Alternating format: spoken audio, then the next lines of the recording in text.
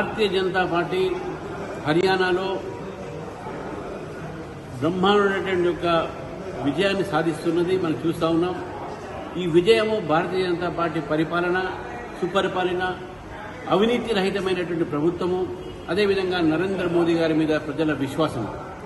ఈ యొక్క విశ్వాసము ప్రజలకు నరేంద్ర మోదీ గారు ఉన్నట్టు గతంలో 2 తరాలు చేసినటువంటి ఒక భారతీయ జనతా పార్టీ ప్రభుత్వం మీద ఉన్నటువంటి విశ్వాసాన్ని హర్యానా ప్రజలు 3వసారి కూడా భారతీయ జనతా పార్టీకి పట్టం కట్టి కాంగ్రెస్ని ఈరోజు వారు తిరస్కరించినటువంటి ఒక సందర్భంగా కాంగ్రెస్ ముక్త భారత్ అనేటటువంటి ఒక పదం ఏతుందో దాన్ని సాకారం చేస్తున్నటువంటి విషయాన్ని మనం గుర్తించాలి.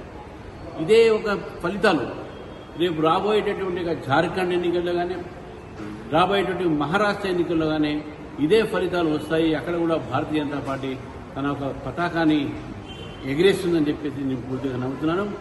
ఈ యొక్క విజయాన్ని హర్యానా ప్రజలు బీజేపీకి ఇచ్చినందుకు హర్యానా ప్రజల్ని భారతీయ జనతా పార్టీ తరఫు నుంచి నేను వారికి అభినందనలు, శుభాకాంక్షలు, ధన్యవాదాలు చెప్తాం.